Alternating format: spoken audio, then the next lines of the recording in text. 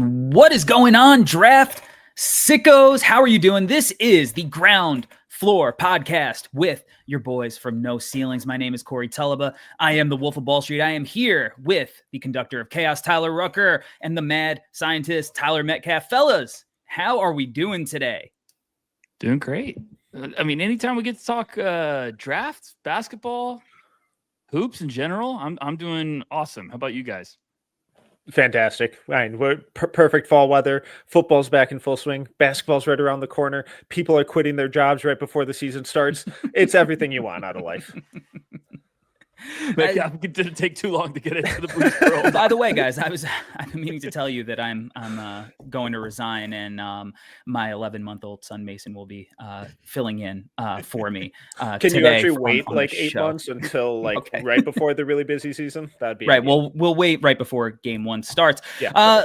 Well, to recap what we covered the last time that you were all with us, we broke down the big three. Even if you are a casual draft fan, you've probably heard the name Darren Peterson, AJ DeBonsa, Cam Boozer. So we broke those guys down. We touched on Michael Brown Jr. at Louisville and Nate Ament at Tennessee. But today it's time to get into that next group, fellas. The guys who maybe aren't as set in stone for their draft range, but we believe potentially could, make some noise in the draft space and end up in that 5 to 10 late lotto range even. So, let's get right into the hoops. Metcalf, what name are you bringing to the table as a guy that you believe is, next in line to really, break ground and get into that next grouping? Yeah, this is a guy that you were hyping up, and I needed a little convincing.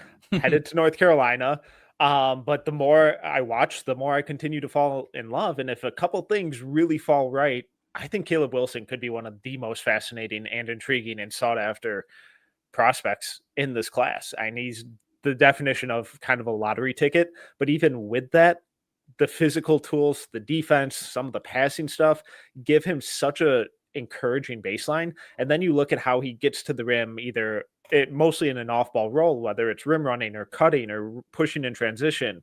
But then there's even some like secondary pick and roll stuff that he occasionally runs and breaks out where it's like, oh, that was fun.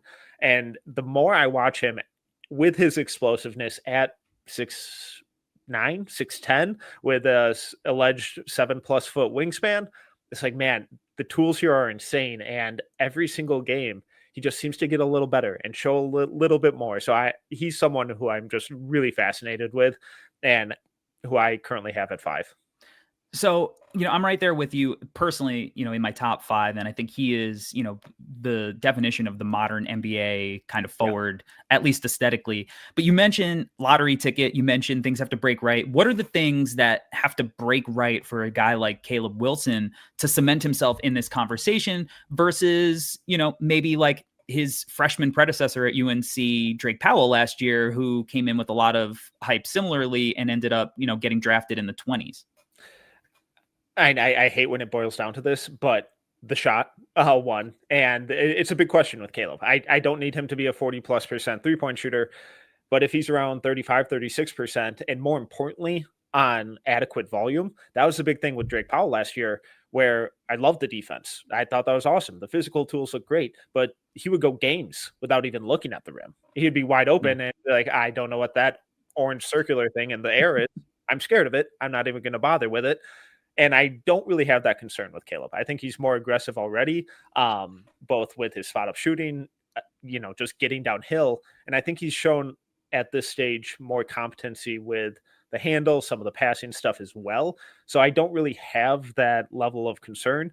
But as long as the outside shot is there with respectable volume, 3 to 5 attempts a game, that would be incredible. At 35, 36, 37, if we're getting greedy, percent from 3, then I think it's like, holy cow, now we're talking like legit top 5 guy who might sneak into that tier with Michael Brown. Now, Rucker, Metcalf's getting greedy here, saying numbers like 37% out there. Let me read you, via our friends at Synergy Sports, some of his outside shooting numbers. 15-game sample with the Knight Riders in EYBL. 22% on 28 three-point attempts in 2024. In 2024, he also played with the Georgia Stars, 14% on 14 attempts. And then 21% on 76 attempts with the Georgia Stars in 2023. three. 37, I 21, said greedy. 14. Greedy. Rucker, like, how concerned should we be about the shooting? This is not a 6'5", 6'6" prospect like Drake Powell was, so maybe there's a little bit more wiggle room. Is this something that could sink him completely as a prospect if these numbers trend in the direction they've been trending versus the optimism that we kind of want to believe? Because we all know, guys, when the shot goes in, looks good. They look good, baby. They always look good when they but, go in. But Rucker, how concerned should we be about numbers like this versus maybe like the aesthetic improvements we might be seeing in person? Yeah, I think we always get to a point where we're rooting for, we want everything to go right when it comes to evaluating these guys. And we're like, as Metcalf says, we're being greedy a little bit when it comes to the shot. But I think with Caleb, when you see the tools on display when you're evaluating them, like there's so much potential with the upside. Maybe that's an area we're getting a little bit too our heads are in the clouds. We're dreaming of like, oh, if he just could shoot around 40% and tis the season, talking top 5. Exactly. Tis the season. So I think with him, I just want to see kind of the flow of the game and more see like how everything develops when it comes to the in-between game. Great size and great length. I want to see how his body holds up with kind of the physicality, because there's just times on display with Caleb Wilson. Like, we've talked about it, like the Georgia State Championship game. You watch him and you're like, this is a guy that should be in the top 3 talk. Like, so this is one of those guys you're looking at right now that I think this is the upside is unbelievable. This could be a swing player, I think, in this class of being like, we're talking about the top 4 even right now with, Mikel Brown from Louisville. If Caleb hits the ground running, we could be talking about a top 5 because I think there's so much upside. So I get it. I'd love to see the outside shot look solid. I think I'm just focusing early on more on like the in-between game and the rest of the tools, because we can always work on the shot. As long as it's not broken, we can work on the shot. Now, touching on the rest of the tools, we have been prone to maybe collectively value a player like this who has all of these tools, that is a big, wing forward, multi-position guy who shows interesting ball handling and playmaking and defense. We've gotten a little bit in trouble maybe falling in love with a guy like Jarris Walker when he was a freshman at Houston, who was even, we loved him at IMG. We saw all these interesting tools, and then we saw him at Houston and we were like, wait a second, it's kind of still working. And now he's gotten into the league and it hasn't worked yet, and we I think all agree, we still are holding our stock there. We're not ready to sell off. Obviously we have a guy like Pascal Siakam in front of you. You're going to have to wait your turn. Are we falling into the same trap here with a guy like Caleb Wilson, Metcalf? Potentially. There's a very, very good possibility, because especially this time of the year, we're looking for reasons to get excited about guys, to fall in love, to, skyrocket them up draft boards, because all we're going off of is high school stuff and AAU stuff. And that's all a real mixed bag, especially when we're looking at high school stuff and who they're playing against and the competition level. And depending on what school they're going to and who they're playing against, some guys can look like LeBron James out there, and other guys who end up playing at bigger programs, playing against tougher competition, kind of fall by the wayside and end up having significantly better careers. So it's really tricky this time of the year, but we're looking for reasons to fall in love and to get excited. And when we go down the list of skills and tools with Caleb Wilson, there are a lot of checks being checked off. With the athleticism, check; the physical tools, check; the defense, check; the rebounding, check; the passing, check. Like, there are a lot of fun stuff, but it still has to go right. And it has to go right against ACC competition at a big time program like North Carolina. And we've seen North Carolina not have an issue churning out really athletic and versatile wing and forward defenders over the last decade plus. But all of those guys have also been hindered with some major offensive limitations. And that's unfortunately going to be the big question with Caleb. But if a few things fall into place, I said 35 earlier, let's break 30. Okay. I'll be a little more realistic. Let's break 30. But even just like on spot up corner threes or an occasional pick and pop type thing, then I think that list of checks is just only going to grow.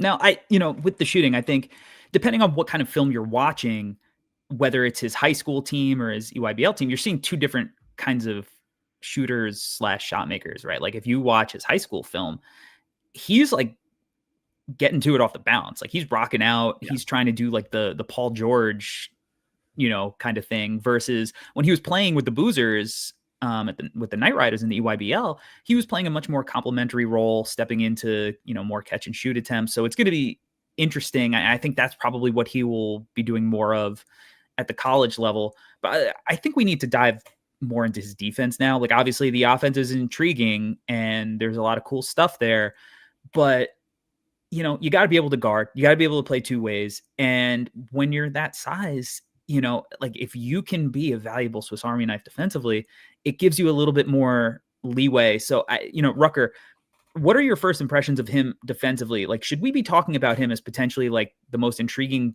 defender in this grouping? Or, do you think there are holes in his game that he's got to shore up?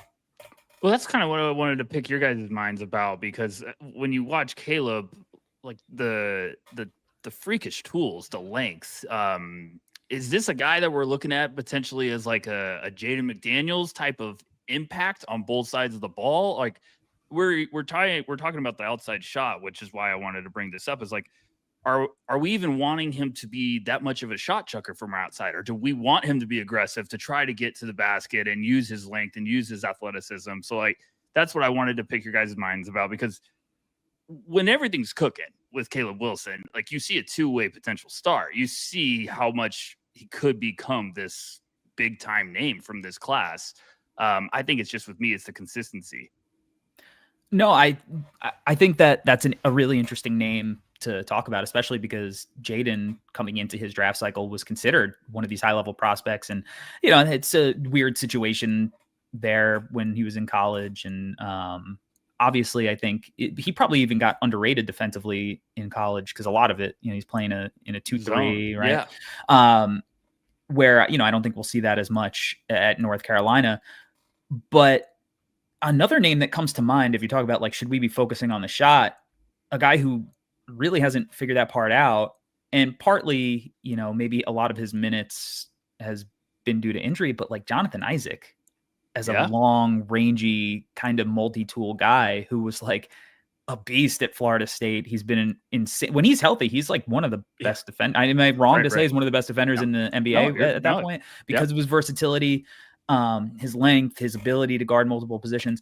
I'm kind of valuing him. And again, we're in the pie in the sky time of the year where we're not seeing these guys play high-level college basketball yet. I'm kind of valuing him in that McDaniels Isaac range, Metcalf. Is that crazy?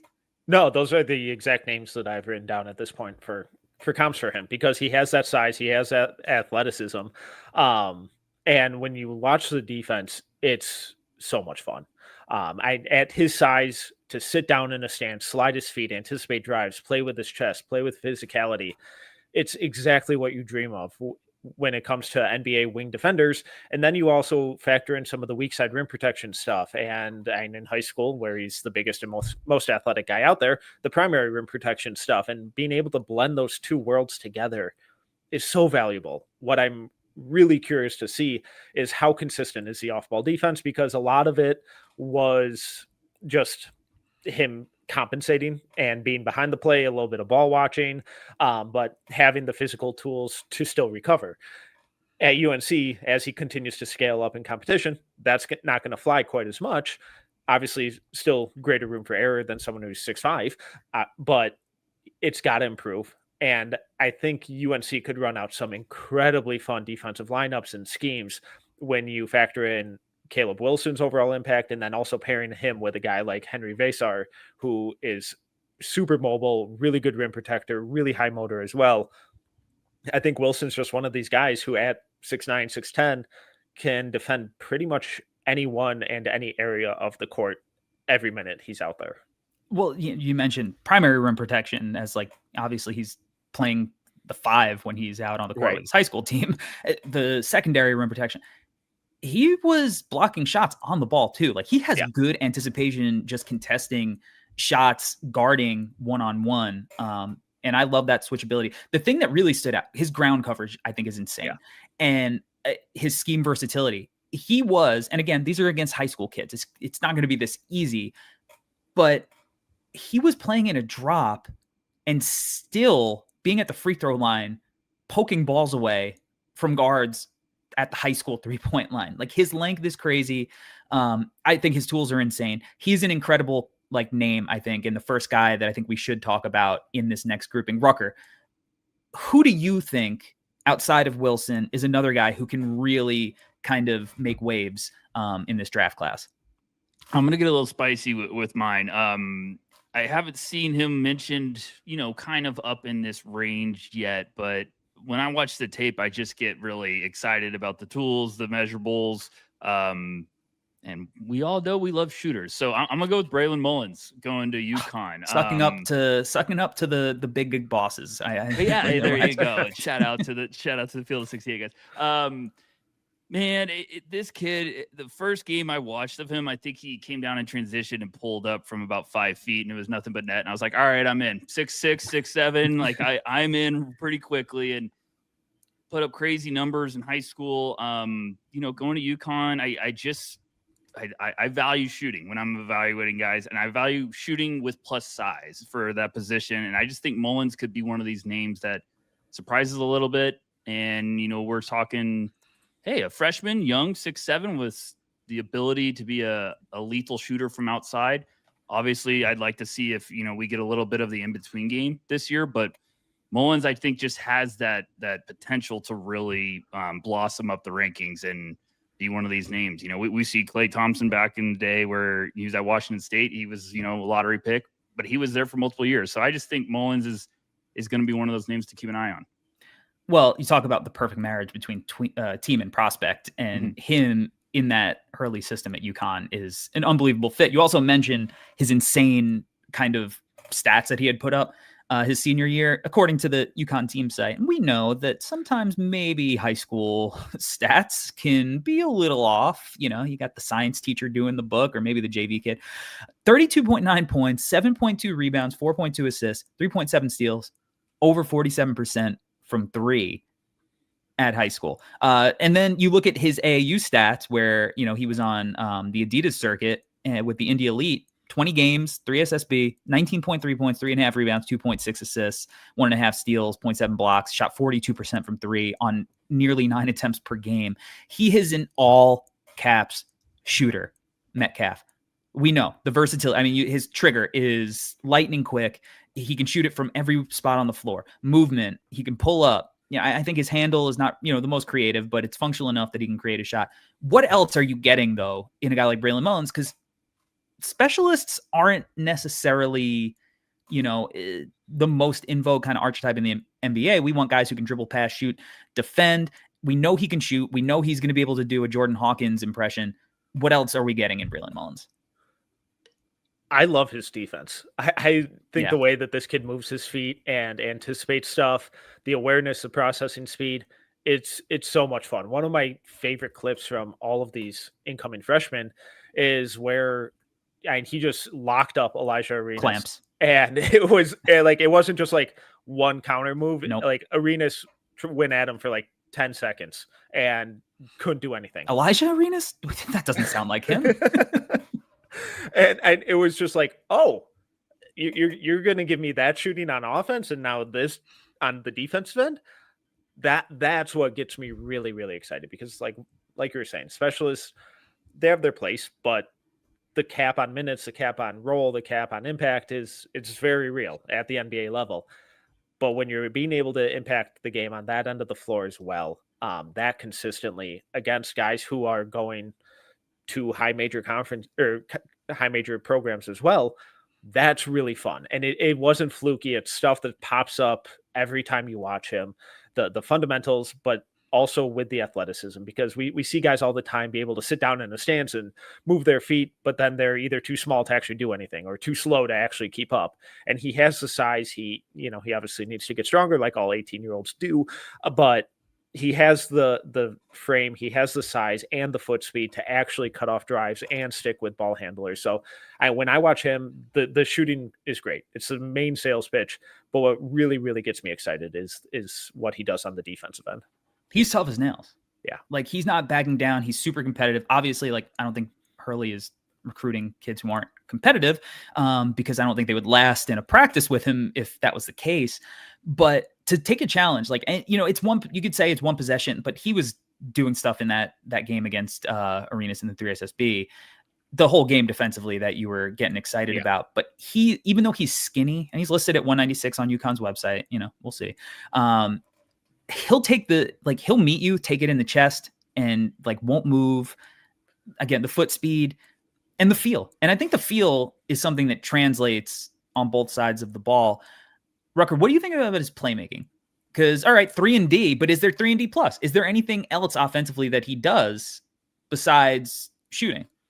I think this is a high feel guy for sure. I think we're just trying to kind of see. That's why I'm buying into him potentially just exploding up boards, is because I think we're going to see more versatility too. And like you said, Corey, like, he's tough as nails. And this is a guy that will pull up from deep and let you know about it. And he's a competitive force. Like, I've watched a game where he had a backdoor lob for him. He caught it midair, adjusted, kicked it out, relocated, nothing but net three. Like, he good feel, good awareness. I think good basketball IQ.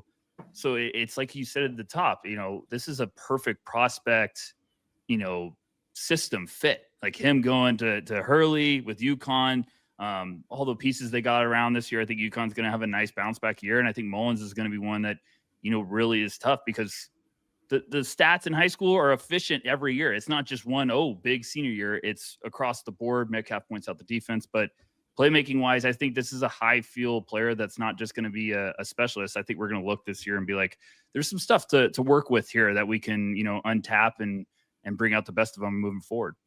Yeah. And we saw last year with Liam McNeely. Now they have better guard play this year. I think they will have better guard play than they did last year. A little bit. But I'll be interested to see if, there's a little bit of like Liam McNeely freedom where he also gets to kind of run some ball screens and make plays out of that. Because, while Liam struggled shooting, I thought he showed some other aspects of his game that we didn't necessarily expect.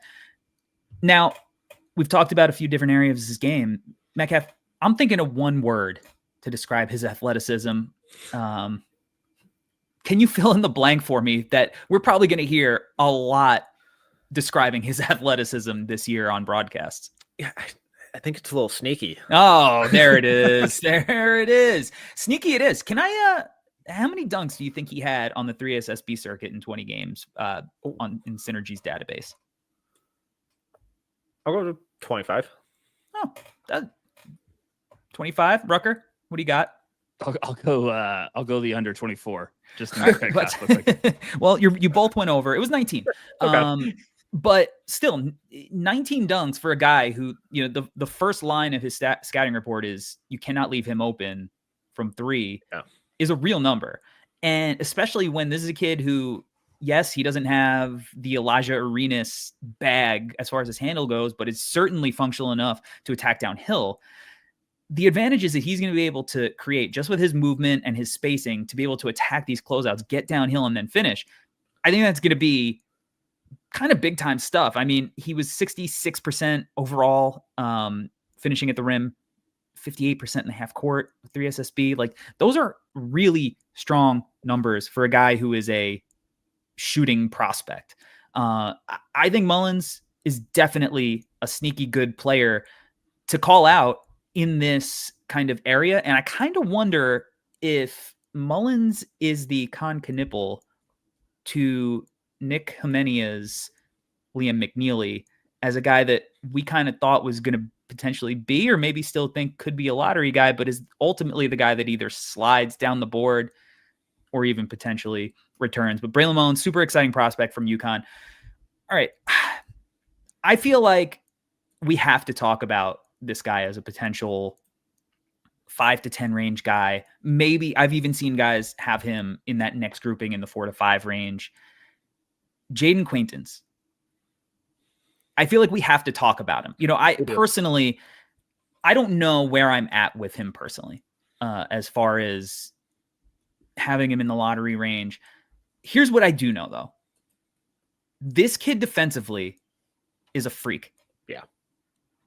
He is a freak of nature. And last year at Arizona State, I mean, he was really the only reason they were semi-watchable. I don't a little bit watchable. He's headed to Kentucky.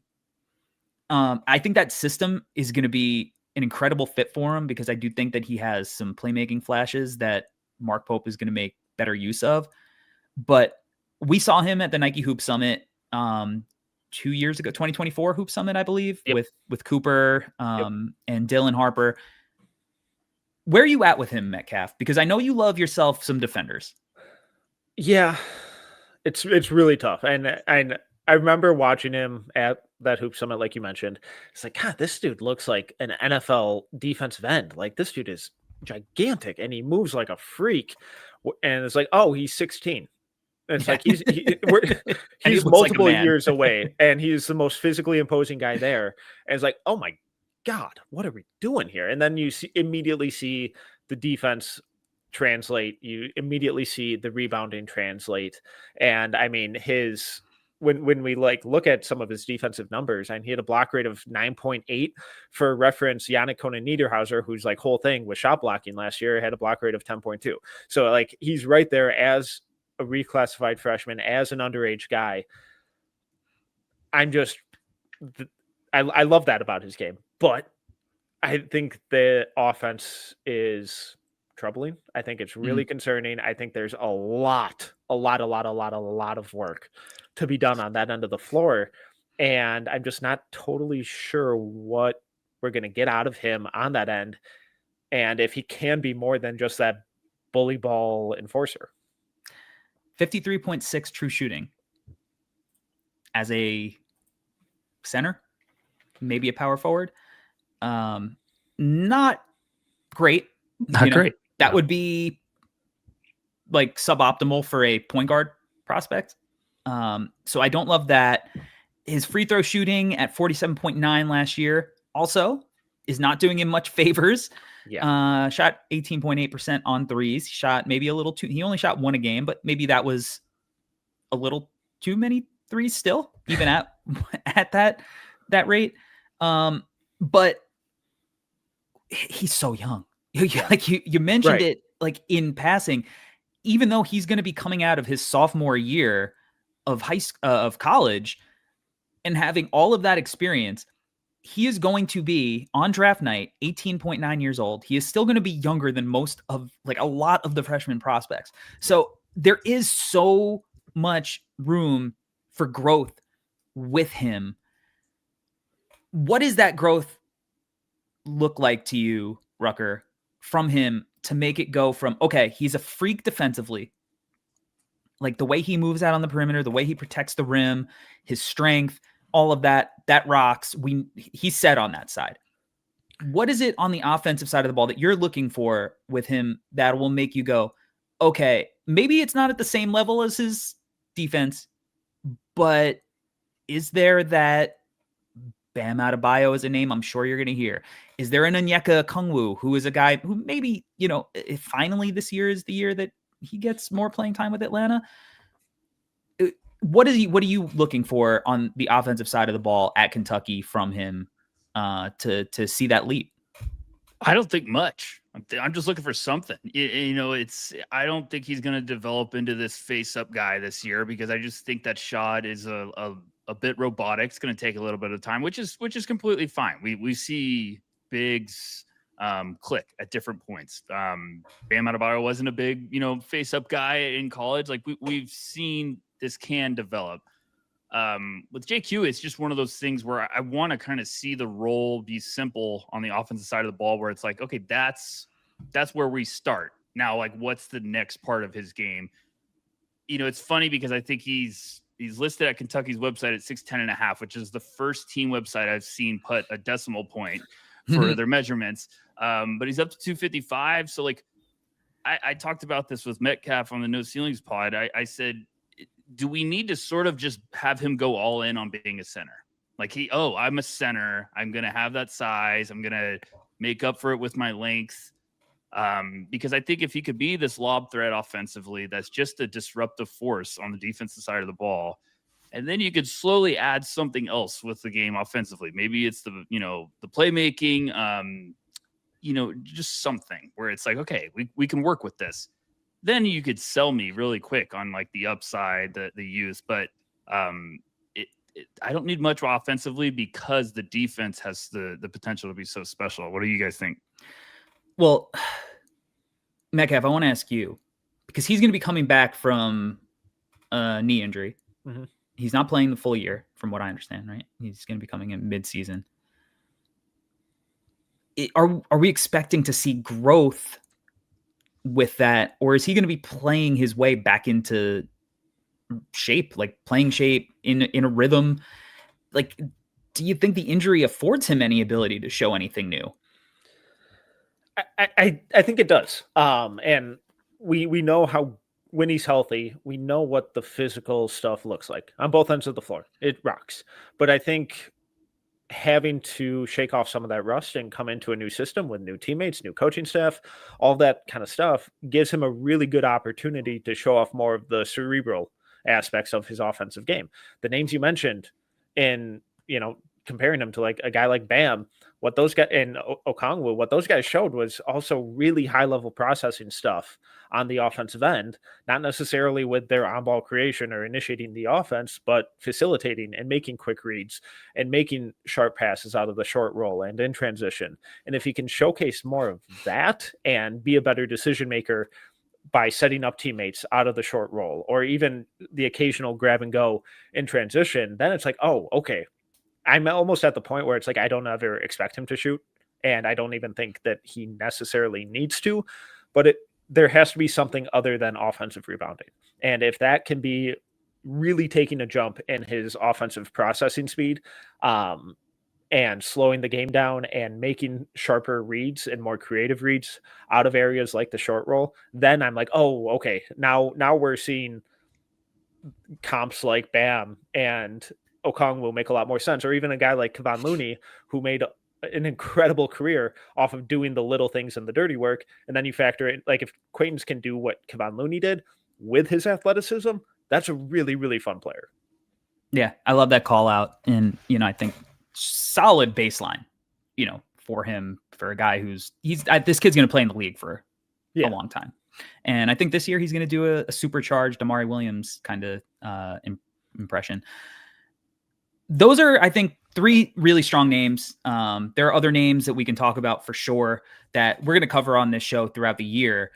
I think it's time that we should get to some questions from our No Ceilings Discord to maybe cover some guys that aren't in this grouping. So the first question is going to come from Dizzle Dynasty. And he asks, is there any projected lottery / first round guys that you are just not seeing it with yet? So, Metcalf, you made a face. I guess we'll start with you there because you grimaced, because it seems like you got somebody on your mind. So who is that kind of projected lottery / first round guy that you're struggling with? We were talking about him yesterday and before we recorded, but I'm going overseas to the NBL. I'm struggling with Kareem Lopez. I don't get it at this point. Like, good size, some good athleticism, but I think the defense is a mess. I don't buy the shot. And it's like, Corey, in the chat yesterday, you threw out like Alex Tui. I'm like, oh, okay. And Lopez is getting top 10 buzz. And I'm like, okay, well, when I watch him, I see a lot of Alex Tui. I see a lot of Bobby Klintman. And those guys did not go in the top 10. Klintman looked good at Summer League this year. Sure. I think he's ready. Sure. You've taken him top 10? Well, okay. Exactly. I was a big Klintman guy. Okay. Question stands. So, lot of ball left to be played. They just started their season. Really rough start for Lopez. And I need to see a totally different player in a couple months. Lopez struggled in his game. It was a clash between Dash Daniels and Kareem Lopez, who were two of the NBL Next Stars, probably their biggest prospects in that program in the NBL. And I thought Daniels looked good. It was rough for Kareem.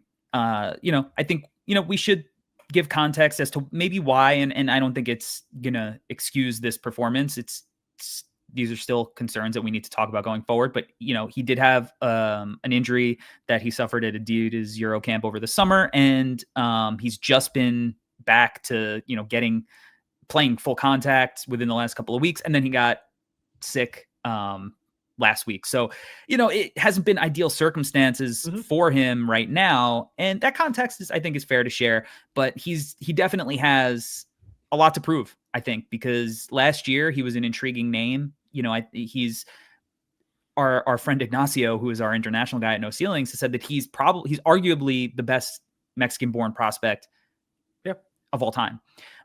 So he's carrying a large expectations, and he's definitely one of the guys, outside of the college world that we need to keep an eye on to see, hey, is he just getting warmed up? And, by November, is he going to be ready to just hit the ground running and take that leap after a strong showing last year? Rucker, who are you not seeing it with? It's Nate Ament for me, boys. I'm still struggling a little bit. Yeah, I'm getting a little spicy today. Not even lottery. Yeah, it's just when you're hyped as a preseason top 5 guy, this is one guy that I've seen people saying, hey, he should be in the mix with the top 3. He should be in the conversation. Just evaluating him and watching some of the film, I see just a lot of questions. Now, do I think he's going to fully slip out of the lottery? Maybe not, but this is what I'm struggling with. I think Ament can shoot it. He's got the tools to be a nice floor spacer. Like, there's beautiful shot from outside, good length, like a lot of potential and upside. I'm not sure how ready it's going to be to translate to the SEC. He's still a thin-framed forward. I have real questions about the strength and physicality, and is he going to be able to hold up and create, one-on-one situations, create for himself, pick and pop weapon? Absolutely. But I think with Ament, I have a lot more questions than I normally would have with a potential, top 5 guy. So I could see it be a little bit of a rude awakening to start out, but maybe that's just me. I hope I'm wrong. I'm wrong. I think there's reason to be cautious. Yeah. And be cautiously optimistic, cautiously pessimistic, whatever way the pendulum swings for you. I think he can create his own shot. I'm not really concerned about him creating his own jump shot. I think on the perimeter, he can create that. He loves that little mid-range area. Metcalf, for me, my concern becomes, does he fall in love with the mid-range game because he can't get all the way to the hoop? Yeah, and he's not an explosive athlete. He doesn't have a great first step. He's a good athlete. He's fine. He's not explosive. Yeah. Like he's fluid. He's like, he's agile. Like, he's 6'10". mobile. He's not for explosive. 6'10". Yes. Like he's not beating guys off the dribble, and he doesn't have the strength to push them off their defensive line.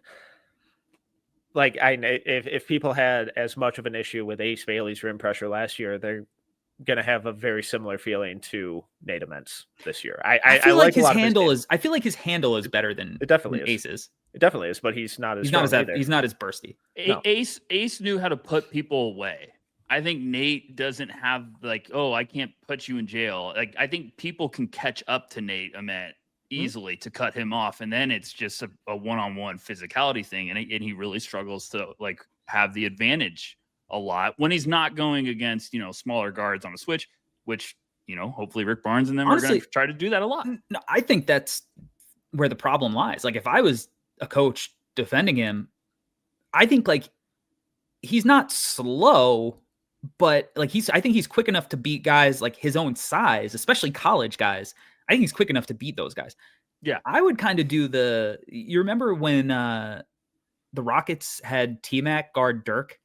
Yes. And it was like, oh, we're going to kind of put a smaller guy who can move with him and get under him, and kind of I would put maybe some smaller guys on him and be like, all right, beat us in the mid-range shooting turnaround jumpers, because our guys are going to beat you to the spot.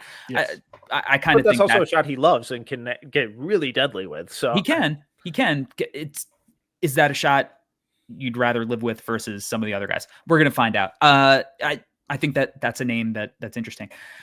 I don't know if this is going to be a popular one either. I'm going to get a little spicy. He's 24 on draft night or around that age. I can't get there with Yaxel. Oh, I can't get there with Yaxel, man. I'm not either. Rucker, I know you love Yaxel. You've gone to bat for him. I love his story. Despite his age, he's a late bloomer prospect. So it's not like your typical 24-year-old. He was so much stronger than the guys he was playing against last year. I don't think he's a particularly explosive athlete. His measurements were insane. I mean, he's going to be nearly 6'10" in shoes. What was he had like a 7'3" or 7'4" wingspan? Was that, because he measured at the combine. I don't think his handle is particularly creative. He can definitely dribble. He's not going to dribble the ball off his foot or anything. I don't know. There's a Danny Wolf thing where you go, all right, well, Danny wasn't showing this stuff at Yale, so maybe there's something to be unlocked. But also, are we projecting Danny's success playing 100%? Right? And I don't think he's a lockdown defensive guy either. He definitely is good at creating steals and blocks, but maybe with other guys and he's not being relied on to do everything, he can put more effort on that side of the ball. He's strong. He has all the physical tools. I need some convincing on Yaxel being a guy I've seen, lottery. He's 20. He's gonna be 24. I think there's zero shot that he's a lottery guy. First round, I'm going, it's going to be at 27 if it happens. That's where I'm at right now. I hope he proves me wrong. Rucker, I know you've gone to bat for him. Tell me why I'm wrong. No. I like him, but I think you're probably right. I mean, look at draft history. Anytime your age and your number gets up there, I don't care how good of a season you have. It's tough. We all at No Ceilings absolutely loved Nick Clifford. He went way later than he should have on draft night, but it was just the ageism. I can't stand it. The real question is, we just attacked Michigan and Tennessee. Do we think there's a third episode of this podcast? Well, you were shouting out UConn earlier, so I think UConn buys us a little. Yaxel, that's a legit concern. He was in a conference where he was stronger than everyone. He was bully ball all the time. I think that's why he didn't declare last year, is because you talked to scouts before the draft. They really liked him, but they're like, I'd like him to go back and go up. They were not convinced. So I think a lot of us are still not convinced. I think I'm buying in on the Danny Wolf thing that you pointed out is a great thing. I'm buying in on this is going to be the perfect marriage. This is going to be, he's going to play for Dusty May in Michigan. This role is going to let him blossom even more. He's still going to be old. He's still going to be a much older prospect. So we can say we hate it, but teams always get on the clock and they're like, well, that 19-year-old kid sounds more intriguing than the 24-year-old, so the guy that's going to be almost 30 by his second contract. So I get it. Yeah. I want to be wrong because I love his story. We'll see. Time will tell. Dave B asks, any seniors you see taking a big step forward or entering the draft combo that maybe wasn't super in it the last few years? Rucker, you have any seniors on your mind? I've always got seniors on my mind. You talk about age. We're against ageism. Who's the old guy? So not Yaxel, apparently. Not Yaxel. That would have been my great answer. Thanks. I think Yaxel is going to be awesome at Michigan for what he's good. He's a really good college NBA player. teams tell us all the time they're not taking those guys top 20. So. Yeah, which they probably should because they're good. But I also think his agree. defense is super overrated. Yeah. That makes two of us on. Gosh. And you're a Michigan guy too. This is amazing. I know he's going to be awesome at Michigan. Can I cheat and we just talk about how awesome Bennett Sturtz is? Yeah. Is that fine, or is that just a cop-out Of course, answer? that's fine. We love Bennett. That's the old guy that if there's gonna be a lottery grade on, I give think me Bennett Sturtz. I think he should be going lottery, 100%. Yep. Now it just counteracts everything we just talked about with Yaxel, but Sturtz is going to be 22, I think, on draft night. So he's 21 right now. Senior that was at Drake, going to Iowa this year. Some of my favorite, I broke down his film for our YouTube channel, put together a big highlight thing. And then, 4 days later, he says he's going to Iowa. So that was great. But when I broke down his film, one of the most enjoyable film breakdowns I did last year, that dude is a bad man on the court. So if he can hit the ground running for Iowa to start the year. I think this is another guy NBA scouts are just wanting to see, like, can you now go up and showcase the same stuff? Because if he can do that at Iowa, woo, that's a bad man on the court. I love his game. I don't know how you guys feel, but I love Sturtz. I can play. I had him in my lottery last year. Like, I think I had him at 10 before he dropped out. He rocks. And, mail Caitlin Clark for Iowa this year, maybe. I don't know. That's a big name for this that fan base. That's a big one. I think he could be one of the best players in college basketball. I do too. And I'm really upset that the Rutgers Iowa game is not in Piscataway, New Jersey this year. It really bums me out. Welcome to my world with all of Minnesota's games last year. All the good ones were away. It's a big bummer. He has everything you want. He has positional size. He has playmaking chops. He can shoot the cover off of the ball. He never steps off the court, Metcalf. No, he has like a 99.7% minute share. It's like looking at like Wilt, like you go and look at like Wilt and his like minutes played, and it's like, wait, how did he play more minutes than are in an actual game?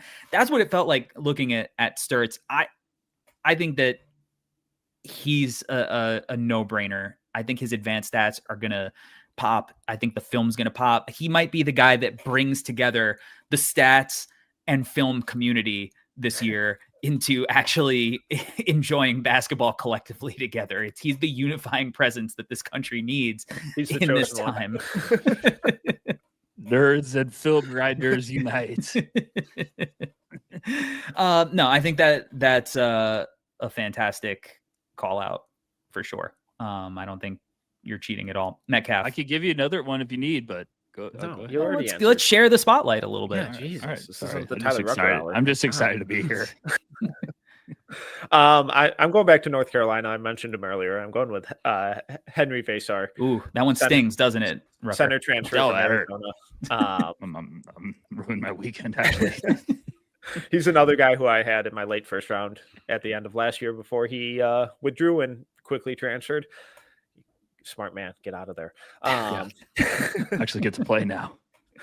And I also had a couple NBA people who were like, I can't believe North Carolina got this guy. He rocks. Really fun play finisher, versatile defender, awesome rebounder, high motor. I'm a really, really, really big Vesar fan. Yeah. For everyone listening, I'm an Arizona Wildcats fan. I was devastated when he transferred. I was like, no, this is the one I wanted to keep. It's Krivas time for the how many years in a row? It hurts me to say, my Lithuanian brethren. No, he's really, that North Carolina team has a really good mix of young talent and veterans. I think this is one of their most exciting rosters in a couple of years, and he's a big reason why. What was he doing that made it hurt so much, Rucker, like for Arizona last year? You know how I explain it is whenever you're rooting for like your favorite team, there's always just one guy you're like, gosh, no, people don't realize how good and impactful he is. I think that was Vesar. It was just like every time he came in, you're like, he needs more minutes. He makes things happen. He's a hustle guy. He plays with emotion. I like the playmaking a little bit. I think it's got some stuff to unlock. I think he's got great feel, and then I think he could shoot a little bit. So it was just a clear guy of like, he deserves way more minutes. This guy is good every time he comes in. Now I know coaches don't want to mess up rotations and stuff, but last year with Tommy Lloyd, shout out Tommy, I was also like, can we play Carter Bryant? So yeah, Vesar, I understand why he wanted to leave, because I think he was like, look, I proved that I need some more run. North Carolina, I thought when they got him, it was, as Metcalf point, I thought it was one of the best transfer gets in the portal. I was like, this is a heck of a get by North Carolina. So I think he's going to be a first round guy this year for sure. He's that talented. Who's your playing more guy this year? Is it Aristo? Oh yeah, Aristo for sure. I've already started that camp. I'm sending texts. No, yeah. That's going to be the guy you guys are just bummed about. Like, why? Just get on the put him on the court. No, I did Vesar Jr. Something like that. Yeah. Okay. Great classic us. I'm going to go with a senior, Taris Reed, for me. Good one. That's another good one. Another UConn. Big man. I think we kind of really liked his game when he was in high school, and we were like, oh, like this is interesting. Like he's got like classic post moves, good footwork down low, big body. I think, obviously it didn't work out at Michigan, Metcalf. It did not. I thought his defense took a big step forward last year at UConn. And, maybe it's system, maybe it's just growing as a player and development. Maybe it's a little column A, a little column B. But again, like marriage between player and system, I think his playmaking is awesome in that system. I think his defense has improved a lot. He's strong and he's able to battle. Luckily being on the East Coast, I've gotten to see UConn a ton over the years. And last year, like Tarris Reed was the guy that popped when you went and saw him in person. Like he was always doing the little things that don't always show up in the stat sheet. He sets good screens. And then if you're an advanced stats guy and you're looking at those numbers, like he was really, really solid across the board and doing like he hit all the check marks that you want out of an NBA prospect, not just as a good college player, but an NBA prospect. Now, I'm still skeptical that he is a first round guy again, just because of the age, and he's not shooting it. We need the NBA wants them some shooters, even if it's, a mirage sometimes. And he hasn't even really shown the itch to kind of take those outside shots unless he gets like stuck and it's a grenade at the end of a shot clock. But I think that he's going to be a guy that he's going to be in the conversation this year, like pretty consistently. And I think he's going to have like a contingent of Colt fans that are pushing for him to go higher than he probably ends up. Maybe he is the Nick Clifford, like of this class where there's like a push to going, draft him earlier. And then he's, drafted 29th. Yeah. And the tools and the flashes were always really, really fun. And then this last year we saw things really start to click into place. And it's that really tough transition from having a really fun highlight tape to doing all the little things in between the highlights more consistently and doing the little things. And like you said, it's that huge leap as a player where the game just slows down for you and the passing reads come a little quicker. The defensive rotations come a little quicker, and it's more than just chaotic bully ball, overwhelming athleticism. And we're really seeing him round into a much more well-rounded player. Also, I'll just real quick, I'll shout out Ryan Conwell as an actual senior. Yeah. Who, very good shooter. Who actually fits the question being asked. Correct. Sure. All right. Well, let's get to one more question. Oriar asks, any guys you're especially watching from those who returned to school last year? So, there were a few returners who we did think were going to potentially stay in who didn't end up declaring. And then obviously we have guys who just, it wasn't their time. So Rucker, who's a returner that you're like especially interested, even, you're just, hey, I'm trying to see if he lives up to the hype, or if he makes improvements, or I'm not buying in. I want to see if he could prove me wrong. Who's a returner? Metcalf would have given a great answer to this question, but he's already used. So this freshman that I really love. So Rucker, who's your returner that doesn't have to be a senior that you're just really interested in watching? For me, it's someone that I kind of spotted last year, and I was like, this is one guy I'm really pumped to see, and he's transferred up. But Blake Harper going to Creighton is a guy I'm thrilled to watch this year. Had a big year at Howard. It was one of those guys I was like, am I taking crazy pills? This guy rocks. Why is no one talking about him? And got to see him this summer, at Formula Zero, which is Damian Lillard's, invite camp. He's a big boy. Positional versatility, really good feel. I think he's going to shock some people this year. I think that's going to be a name that really could be a serious household name in the draft space. So Blake Harper's, I'm going to go a little bit out there because there's some layups, but I'm going to help out Metcalf with this one to try to make it easy so he doesn't pick, a freshman. No, I love the Harper call out. Big East, which I'm excited about. So I'm going to get to see him, in person without having to travel too far. So definitely a guy, and fits like the direction that the league values, right? Like, and we're going to see if that jump in competition, if he's able to kind of keep doing his thing. Metcalf, really concentrating on the specifics of this question. Who is your returner?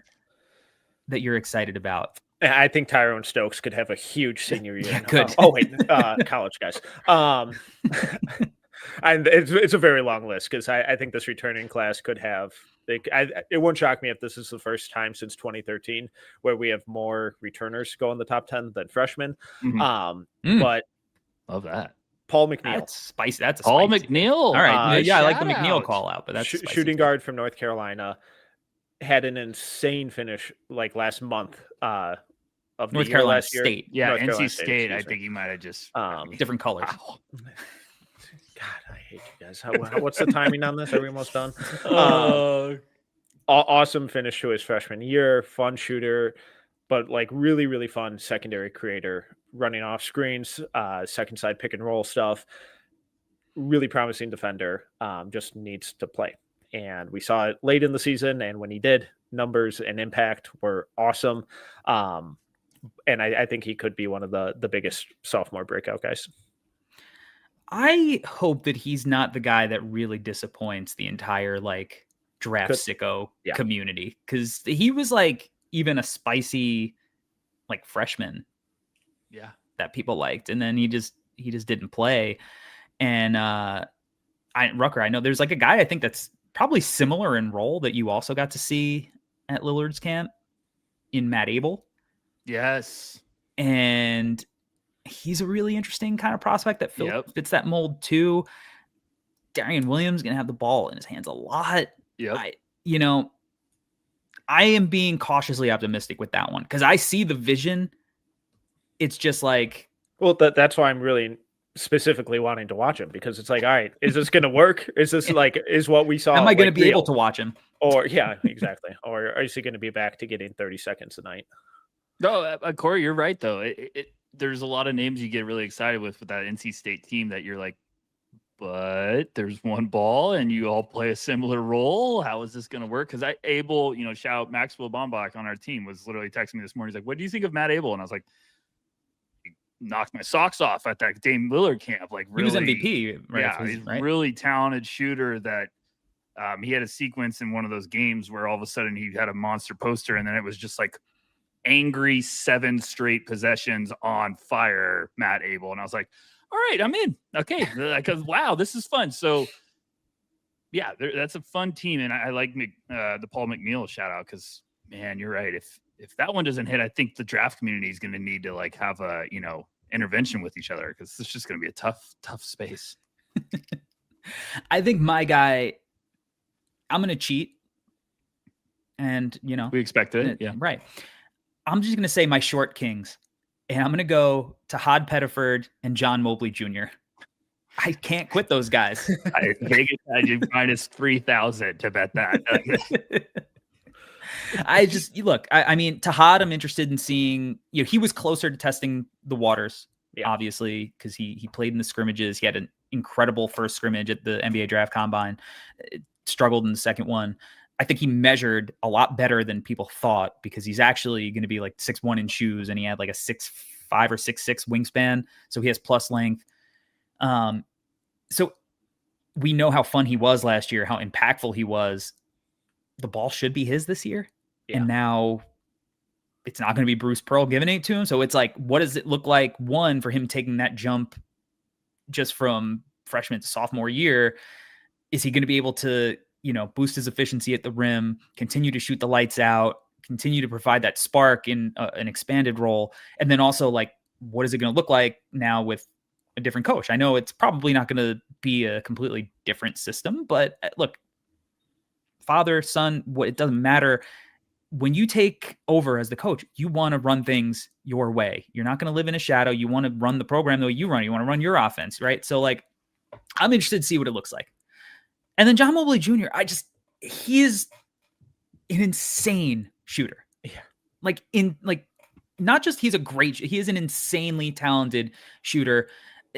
If you watch his debut last year, his first shot was literally from like a step inside the logo net.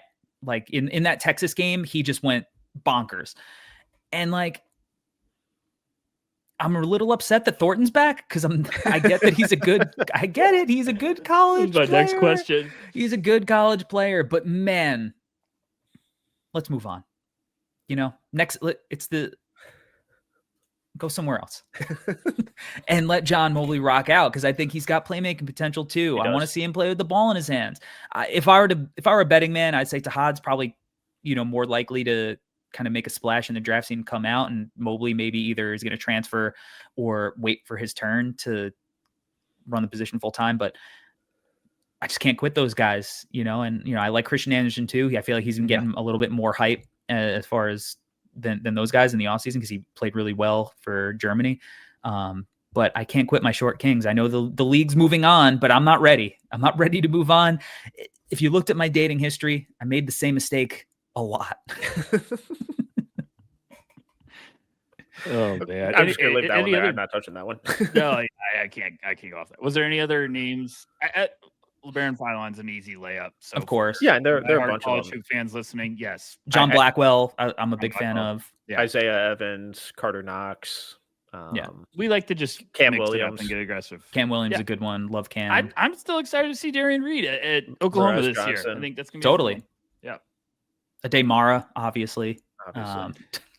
Absolutely not. All right. Well, that's probably a good place to end. Thank you for watching and listening to the Ground Floor podcast with No Ceilings on the Field of 68 network.